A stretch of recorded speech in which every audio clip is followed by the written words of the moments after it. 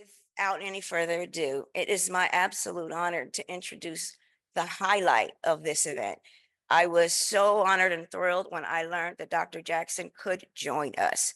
So let me tell you all where this work was initiated for me, this work in Burnout. I am an educator. I've been an educator in colleges and universities for 25 years, more than that now. I got into that work because as a first generation college student, I didn't know textbooks cost money. $300 for a book, where they do that at? Whose idea was that? I didn't know what FAFSA was. And there were folks who came alongside me to walk with me through that process. And because they joined with me, a little girl from Crocketville, South Carolina, don't worry if you heard of it, we're cousins, it's okay. But because they joined with me, not only was I able to achieve that goal, but when someone reads my bio and says, Dr. Patrice Buckner Jackson, there's a gratefulness that fills my heart. Because I know I couldn't do that without people who walked with me and helped me through the process. So I decided I wanted to do that for other people. I didn't know that there was work, there was a career, there was a job that you could do in higher ed. But after they were so impactful in my life, I said, sign me up. This is what I'm going to do for the rest. I can be in college for the rest of my life. I'm in. I'm all about it. And I didn't show up for the accolades or the pats on the back or the validation. And there were awards and there were promotions along the way, but that was never my motivation. My motivation was always to pour back what was poured into me. Let me give to somebody else what folks gave to me. 20 years into my career, we had just gone through some transition at my current university and things were starting to settle out. And a mentor called me and she said, PBJ, there's a vice president's position open in the state and I think you need to apply. She said, listen, I think you have what this university needs. I think it's time. I think you put that time in. I think this is right. You should apply. So I spoke with my husband and people that we lean on when we need to make big decisions. And we decided that I would. So I put my name in the hat and I had mentors along the way say, you're going to be vice president one day. So it was in my view, but I never just pushed for that. If I got it, great. If I never got it, I'm still good. Just let me help students. But I wasn't looking for a job. It came to me. I wasn't looking for an opportunity. It came to me. So we went through the process and I got the job. Thank you. Our daughter had just started college at the university where I was currently serving. She thought she was going to college at home. We sat her down, we said, well, baby, we sold the house.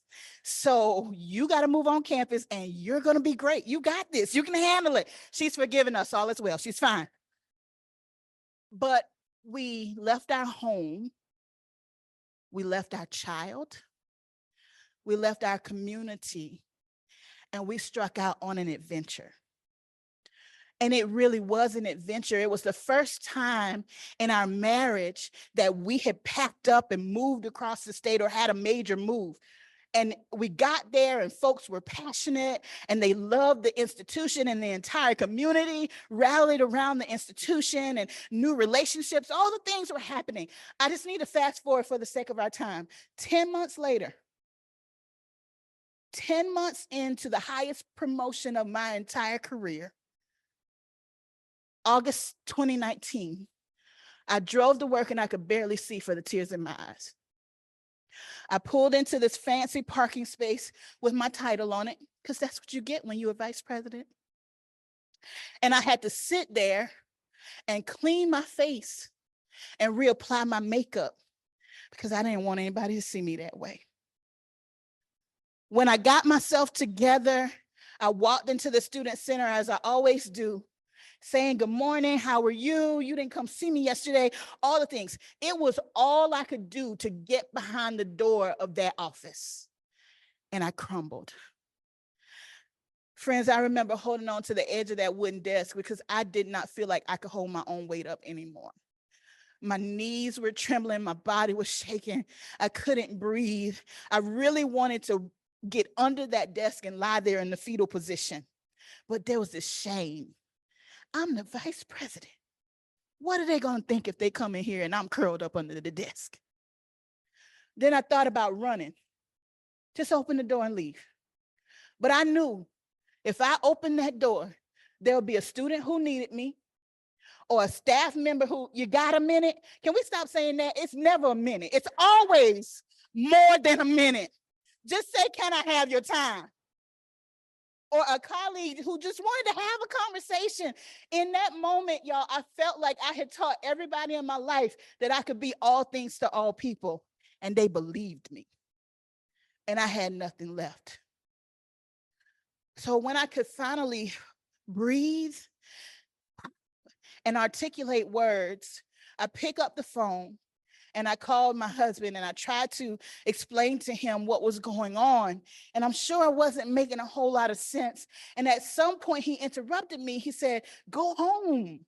Just go home. I'll meet you. I'll meet you at home. Just go home. Well, friends, when did I say it was? It was August. In education, August is not go home time. August is not take care of yourself. Put your feet up, feel better. August is go time. We had parents moving their students in at that moment, cars wrapped around the highway. All of them had TVs that were too big for the residence hall. I had lobby full of students. I don't like my roommate. My mama won't let me stay. My financial aid is not working. Everything was happening and I was falling apart. So I tried to explain to Edward why I couldn't go home, why you don't get a doctorate degree to go home. You don't work in the same field for 20 years to go home. You don't gain respect of people across the nation to go home. You don't get an entire division of people under you who are bought into the vision to go home.